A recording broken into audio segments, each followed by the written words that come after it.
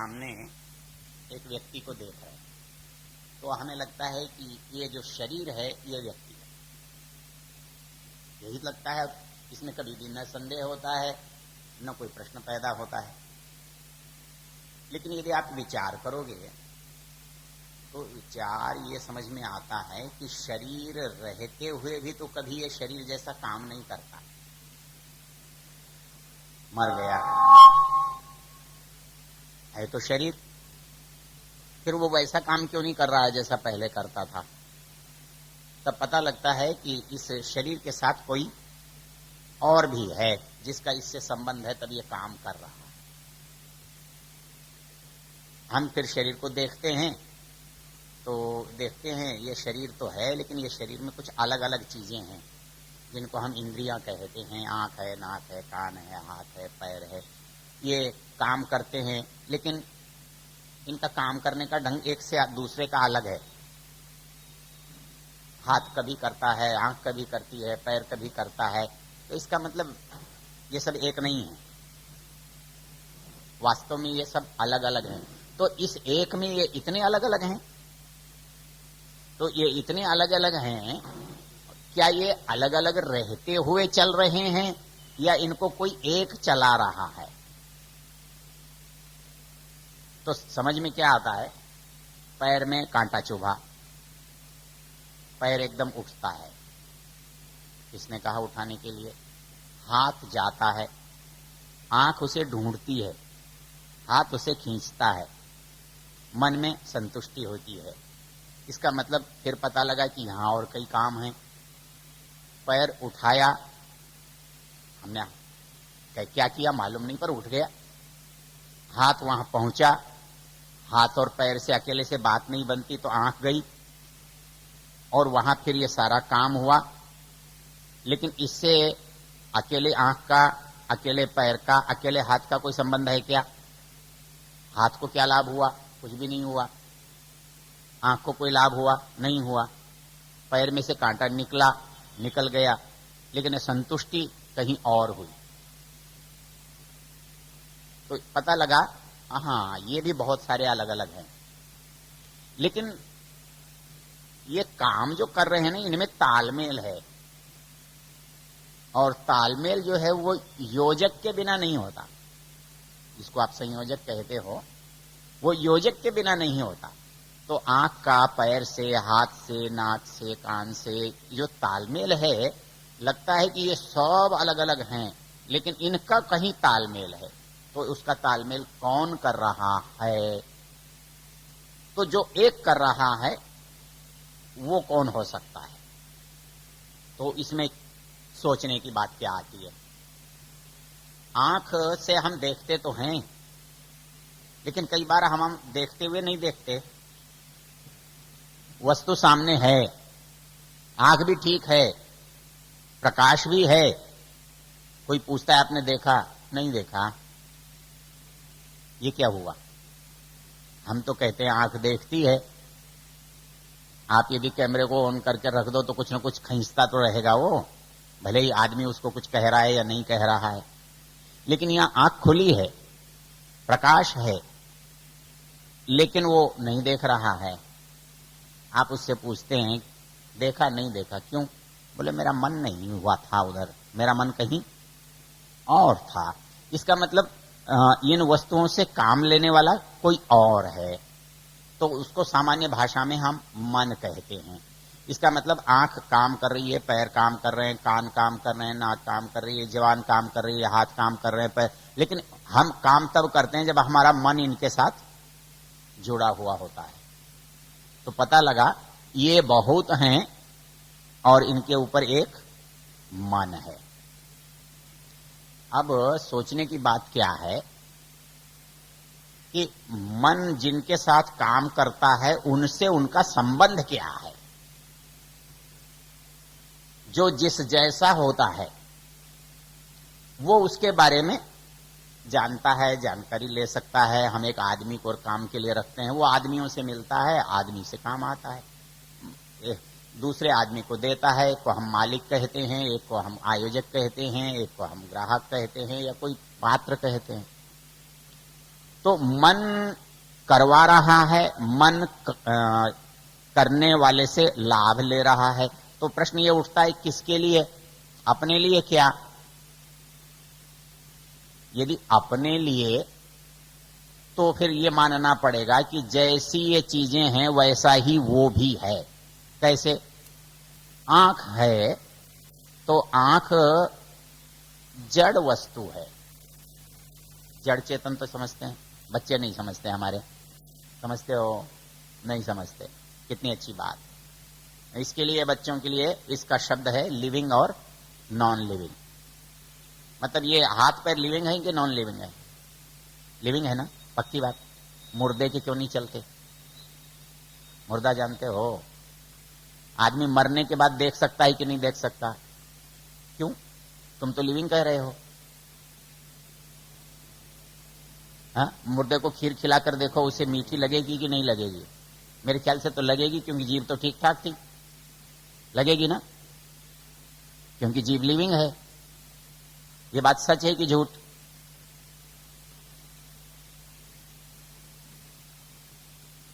यदि ये चेतन होती, जीव यदि चेतन होती, तो इसकी चेतना जब तक जीव है तब तक रहनी चाहिए। अच्छा, इसका आंख का एक उदाहरण देखो। वैसे मुर्दे की आंख नहीं देखती ना, पक्की बात है। लेकिन आजकल के विज्ञान में आंख निकालकर दूसरे को लगा देते हैं, तो देखती है कि नहीं देखती? देखती है ना। तो फिर मुर्दे में क्यों नहीं देखती? तो बात क्या समझ में आती है कि देखने वाला और है और दिखने का साधन और है। ये चश्मा है, मैं इसके कारण देख पाता हूं, और इसको हटा देता हूं तो मुझे दिखता नहीं है। लेकिन इस चश्मे को यहां रख दूं तो चश्मा देख लेगा। तो क्या हुआ? चश्मा देखने वाला हुआ क्या? तो देखने वाला कौन हुआ? आंख। तो पता क्या लगा कि एक तो दिख रहा है, एक देख रहा है। हम समझते हैं कि आंख देख रही है, लेकिन वास्तव में क्या पता लगता है कि चश्मे और आंख में कुछ फर्क ही नहीं है। एक चश्मा आदमी का बनाया हुआ है, एक चश्मा भगवान का बनाया हुआ है, वो भी किसी पर चढ़ा हुआ है। तो उसमें से कोई देखता है? कौन देखता है? चश्मे में से जैसे हम देखते हैं, तो आंख में से कौन देखता है? चलो, अब मन देखता है, हम आपकी बात मान लेते हैं। अब मन यदि देखता है तो एक प्रश्न ये उठता है कि मन अपने लिए देखता है कि दूसरे के लिए देखता है? मैं ये कहता हूं मेरा मन नहीं लगता, तो मन कौन है और ये मेरा कौन है? जब मैं मेरा शब्द का प्रयोग करता हूं तो मैं उस वस्तु से अलग होता हूं। मैं कहता हूं मेरा हाथ, मतलब मैं कोई और चीज हूं, हाथ कोई और चीज है। जैसे मेरा कुर्ता अलग है, मैं अलग हूं। मेरा पेन अलग है, मैं अलग हूं। तो वैसे ही जब मैं कहता हूं मेरा हाथ है तो हाथ अलग है। फिर मन के लिए क्या कहता हूं? मेरा मन। तो ये क्या हुआ कि मैं अलग हूं और मन अलग है। अच्छा, मन यदि अलग है तो इसका मालिक मन है या मन से जो अलग चीज है वो है? लेकिन मन तो काम कर रहा है। तो काम करने वाला जो है वो, उसके साथ यदि कोई और बैठा है तो मन क्या हो गया?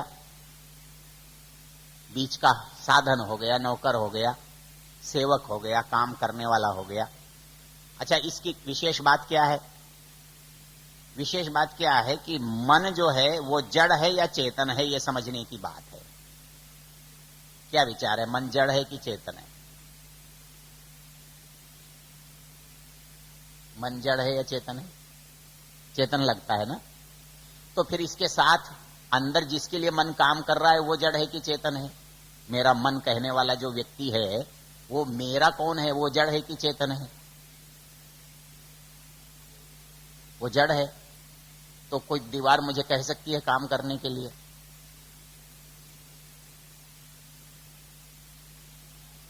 भाई मेरा मन नहीं मान रहा, मेरा मन दुखी है, मेरा मन सुखी है, तो ये किसका मन है, वो कौन है जिसका ये मन है? तो मन से अलग है इतना तो पक्का है। जड़ है कि चेतन है ये जानने की जरूरत है। यदि जिसके लिए काम कर रहा है वो जड़ है तो मैं घर के लिए काम करता हूं क्या? घर मेरे लिए है या मैं घर के लिए हूं? माइक है वो काम आता है, लेकिन ये माइक के लिए मैं हूं या मेरे लिए माइक है? तो अब क्या करेंगे आप?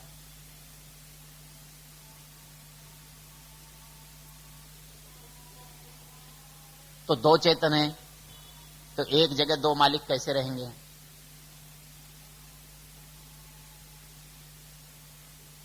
एक आंख दूसरी आंख के लिए तो काम नहीं करती, एक पैर दूसरे पैर के लिए तो काम नहीं करता। तो दो चेतन एक में नहीं रह सकते, दो मालिक एक में नहीं रह सकते। तो एक चेतन है तो निश्चित रूप से दूसरा क्या हुआ? जड़ हो जाएगा। तो मन क्या होगा? जड़ हो जाएगा, क्योंकि इंद्रियां जड़ हैं, शरीर जड़ है, और उससे उनके साथ जुड़ा हुआ, क्योंकि वो भी साधन है, और जो साधन होते हैं वो कर्ता के अधीन होते हैं। अपने यहां ये भाषा में कारक चलते हैं ना, तो जो करण कारक होता है तीसरी विभक्ति का, में से द्वारा जिसको आप करते हो, तो वो करण जो होता है वो किसके अधीन होता है? कर्ता के। मैं माइक से बोलता हूं कि पेन से लिखता हूं या कुछ भी करता हूं, तो जो साधन है वो जड़ होता है और लिखने वाला कर्ता जो है वो चेतन होता है। तो मन जब काम करने वाला है और जिसके लिए काम कर रहा है, तो कराने वाला कौन हुआ? चेतन, और करने वाला हुआ जड़। तो मन क्या हो गया? जड़, और आत्मा हो गया चेतन। अब इसको, ये तो वैसे बताया मैंने आपको, और इसका प्रमाण ये है कि ये शरीर तभी तक काम करता है जब तक इसमें चेतना होती है। जैसे ही इसमें से चेतना निकल जाती है ये शरीर मिट्टी हो जाता है, बेकार हो जाता है। इसके हाथ पैर आंख बेकार हैं, किसी मतलब के नहीं होते। तो समझ में ये आया कि इस शरीर में एक जगह का एक मालिक होता है, तो इस शरीर का एक मालिक है जिसे हम आत्मा कहते हैं। आत्मा को आत्मा क्यों कहते हैं? संस्कृत में आत शब्द का अर्थ होता है गमन करना, निरंतर चलना। अत सातत्य गम्य, सतत चलता रहता है। जो सतत चलता रहता है इसका मतलब क्या हुआ? कि वो कभी नष्ट नहीं होता, क्योंकि सतत शब्द लगा है उसके साथ। अच्छा, जो चेतन है उसकी सबसे बड़ी विशेषता होती है कि वो एक जैसा रहता है, उसमें कभी परिवर्तन नहीं होता। परिवर्तन होता है तो जड़ में होता है। जड़ वस्तुओं को आप छोटा बड़ा सूक्ष्म स्थूल कैसा भी बना सकते हो, लेकिन जो चेतन है वो जैसा है वैसा रहेगा। यदि वो बदलेगा तो नित्य नहीं हो सकता, मतलब सदा रहने वाला। सदा रहने वाली जो चीज होगी तो एक ही तरह की होगी और एक ही जैसी रहेगी, तब वो सदा कहलाएगी। यदि उसमें थोड़ा भी बदल होता है तो वो सदा वाली होगी ही नहीं। क्योंकि आज कुर्ता है, ये फट गया तो उसका चीथड़ा बन जाएगा। नया कपड़ा है तो कुर्ता बन जाएगा। तो कपड़ा रहने पर भी वो नहीं रहा, बदल गया, इसलिए वो चेतन नहीं हो सकता। जो चेतन होगा वो कभी नहीं बदलेगा, उसका स्वरूप बदलेगा ही नहीं। जड़ का बदलता रहता है। तो इसलिए चेतन हमारे शरीर में एक है, उसे हम जीवात्मा कहते हैं, और बाकी जितने साधन हैं वो सब जड़ हैं। शरीर से लेकर के, शरीर है, इंद्रियां हैं, मन है, बुद्धि है, कितने साधन हैं। अब ये पकड़ में कैसे आएंगे, पहचान कैसे होगी इनकी? आंख के देखने पर निर्णय नहीं होता। आंख निर्णय नहीं करती, मतलब देखने भर से निर्णय करना नहीं होता। तो निर्णय आंख ने देखा, मन को बताया, मन ने उस पर विचार किया। देखो ये गाड़ी सामने से आ रही है, इसका ड्राइवर लगता है कि शिक्षित नहीं है, ये विचार है, ये निर्णय नहीं है, विचार है। विचार चलता चलता किसी किनारे लगता है तो उसे आप निर्णय कहेंगे। जब निर्णय होता है तो निर्णय करने के बाद उसको लागू करने का आदेश कौन देगा? वो अंतिम व्यक्ति देगा, वो जड़ नहीं दे सकता, वो सदा चेतन ही देगा। मतलब ड्राइवर ही वो सारे उपकरणों को घुमाएगा, दाएं जाना है कि बाएं जाना है कि सीधे जाना है। जाना तो उनको है, पहियों को, लेकिन पहिए खुद नहीं जाएंगे। स्टीयरिंग उनको ले जाएगा, स्टीयरिंग भी नहीं जाएगा। स्टीयरिंग पर चलने वाले हाथ उसे ले जाएंगे, हाथ भी नहीं जाते हैं। उसको ले जाने वाला मन ले जाएगा, लेकिन मन भी नहीं जाता है। तो मन को बताने वाला बुद्धि है, वो ले जाएगी, बुद्धि भी नहीं जाती है क्योंकि वो भी जड़ है। तो फिर चेतन के पास जाना पड़ता है कि बोल भाई क्या करना है, तब वो करता। ये तो सामान्य बात है। अब इसको शास्त्रीय, हाँ,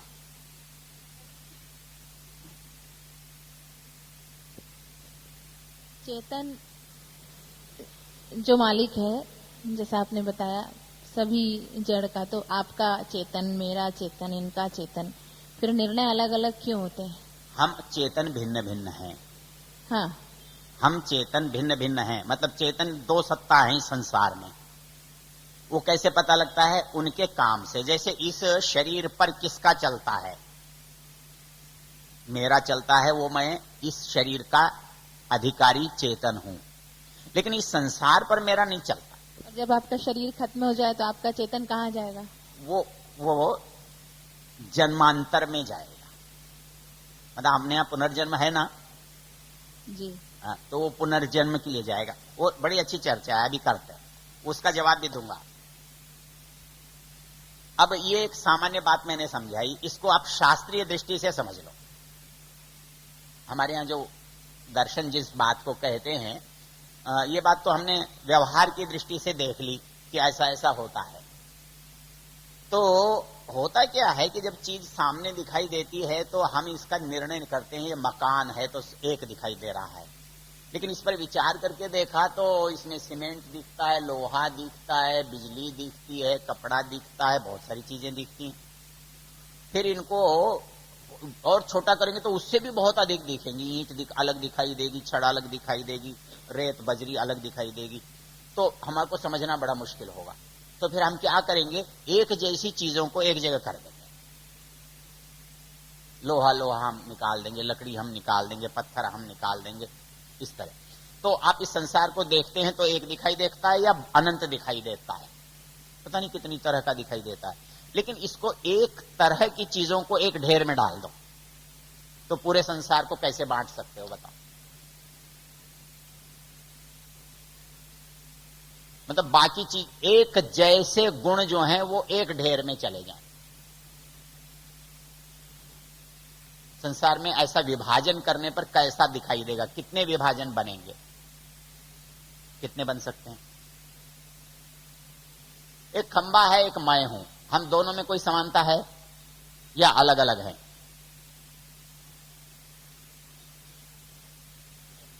अलग अलग है। लेकिन इस खंबे से इस खंबे में समानता है, एक है। लेकिन इस दरी से इस खंबे में क्या समानता है? कुछ नहीं है। कुछ तो होगी, कुछ भी नहीं है। ये अपने आप चलता है, वो अपने आप चलता है, दोनों में कोई समानता है? दोनों जड़ हैं। तो इस संसार को केवल दो भागों में बांट सकते हो आप, जड़ और चेतन। बांट के देख लो।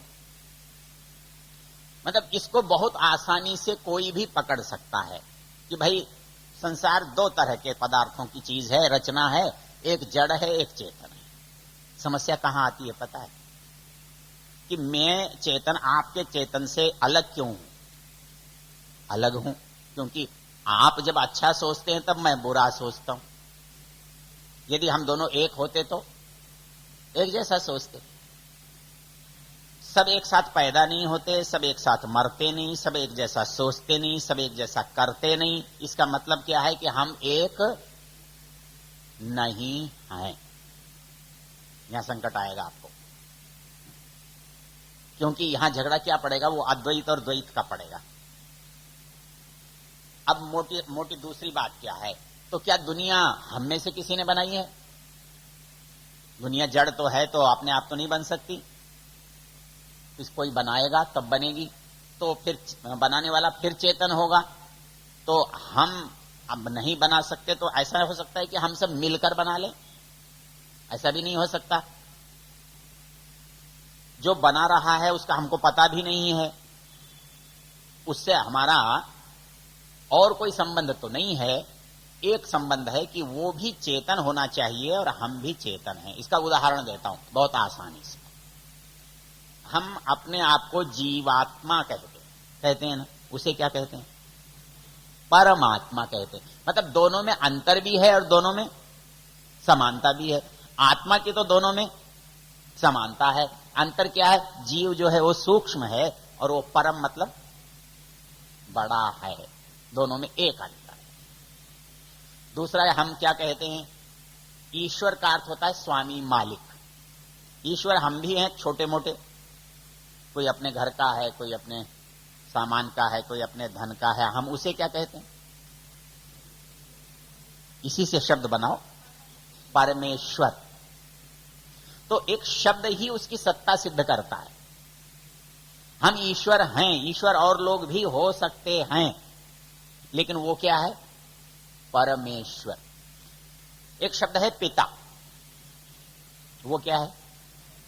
मतलब क्या निकला? हम हैं, लेकिन हमारी तरह वो है, लेकिन वो हमसे बड़ा है।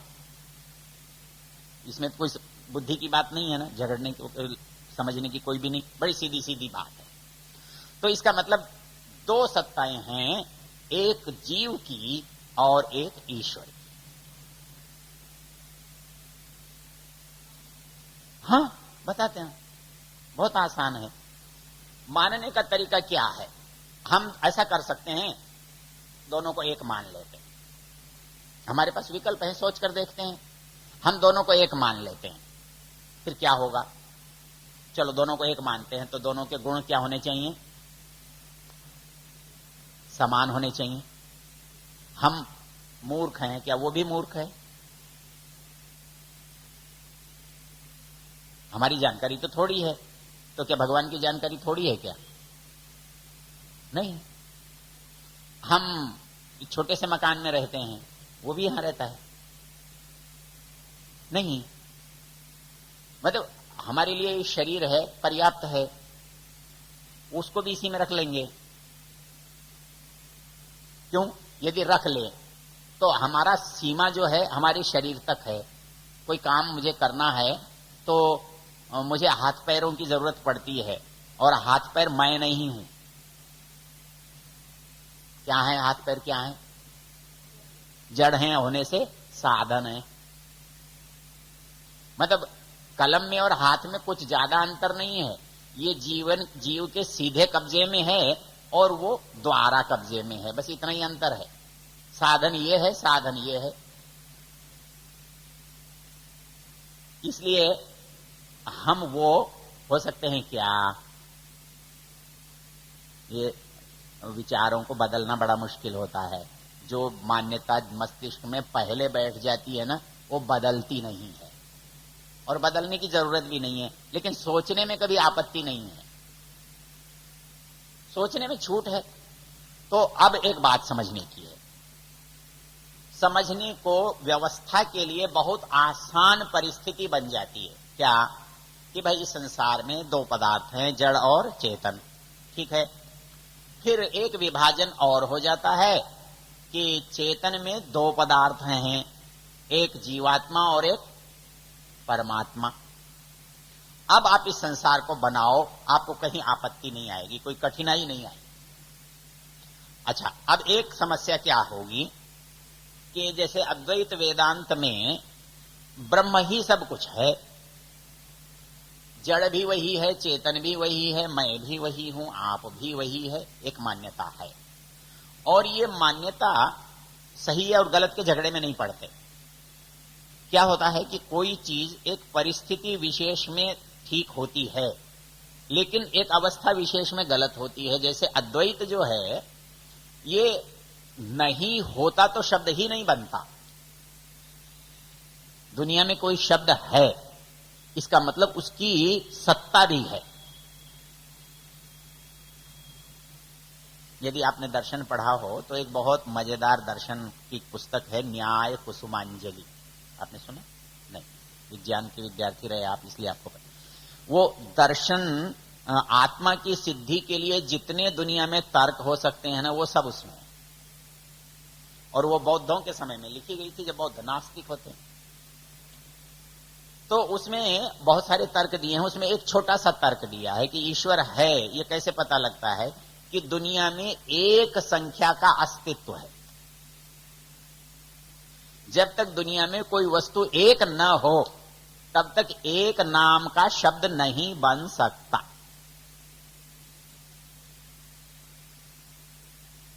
शब्द का बनना यह बता रहा है उस वस्तु का अस्तित्व है और वो एक है। और कोई चीज दुनिया में एक नहीं है। हम एक नहीं हैं, एक से हैं, एक जैसे हैं, लेकिन एक नहीं है। वो एक है, जैसा नहीं। तो उसके साथ अद्वैत का संबंध क्या होता है? वो ऐसा होता है, मेरी आपकी मित्रता है, लोग कहते हैं दोनों एक हैं।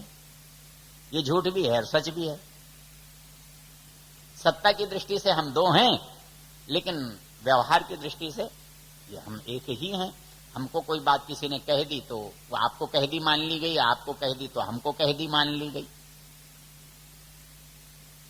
तो परमेश्वर के साथ जो हमारा अद्वैत भाव बनता है वो उपासना में बनता है, ध्यान में, योग में। और योग में जब हम किसी का ध्यान करते हैं तो उसकी एक विशेषता होती है, ध्यान होता ही तब है जब दूसरे का अस्तित्व मिट जाए। आप दूसरे का नहीं, अपना ही मिट जाए। ध्यान उस परिस्थिति का नाम है जब हम अपने अस्तित्व को भूल जाते हैं। वो स्थिति क्या होती है? अद्वैत। इसलिए अद्वैत शब्द गलत नहीं है, लेकिन सत्ता की दृष्टि से आप अद्वैत करेंगे तो परेशानी क्या आएगी वो बता देता हूं। जो विरोधी गुण हैं वो बदलते नहीं हैं, अर्थात जड़ चेतन नहीं होता और चेतन जड़ नहीं होता। यदि ब्रह्म से ये संसार बना है तो ये खंबा चेतन होना चाहिए, क्योंकि ब्रह्म क्या है? चेतन है। मतलब हमारा जो संकट है वो ये होता है। और जो बदलता है वो नित्य नहीं होता, एक जैसा नहीं होता, शाश्वत नहीं होता, एक रस नहीं होता। वो छोटा होता है, बड़ा होता है, पुराना होता है, नया होता है, अच्छा होता है, बुरा होता है। ये समस्या है। तो इसलिए दर्शन हमारे यहां बहुत तरह के हैं। नास्तिक हैं, कुछ नहीं मानते, वो भी हैं। एक ईश्वर को मानने वाले अद्वैतवादी नवीन वेदांत है। उसके बाद निम्बार्क है, माध्व है, रामानुज है, द्वैत है, अद्वैत है, विशिष्टाद्वैत है, द्वैताद्वैत है। ये सब विचार हैं। लेकिन सबसे जो सहज विचार है, या जिस विचार से मैं जुड़ा हूं, या जिसको मैं जानता हूं तो या बता सकता हूं, वो है त्रैत। मतलब इस संसार में तीन सत्ताएं हैं और वो तीन सत्ताएं शाश्वत हैं। मतलब उनका बनना संभव नहीं है। क्यों? अब बना लो। बना सकते हो तो आपको यह बनाना पड़ेगा कि वो किससे बनी। उपकरण चाहिए। घड़ा बना मिट्टी से बना, मिट्टी किससे बनी? मिट्टी भी किसी से बनी होगी। वो चीज किससे बनी? फिर वो किससे बनी? अंत ही नहीं आएगा। हाँ, बोले जी आप, बोले मैं अपने पिता की संतान हूं। वो किससे है? वो अपने पिता से। फिर वो किससे है? वो अपने पिता से। अंत कहां जाओगे? अंत नहीं आएगा। तो अंत आपको मानना पड़ता है। तो जीव का, ईश्वर का और प्रकृति का, तो सारी प्रकृति जड़ होने से एक है।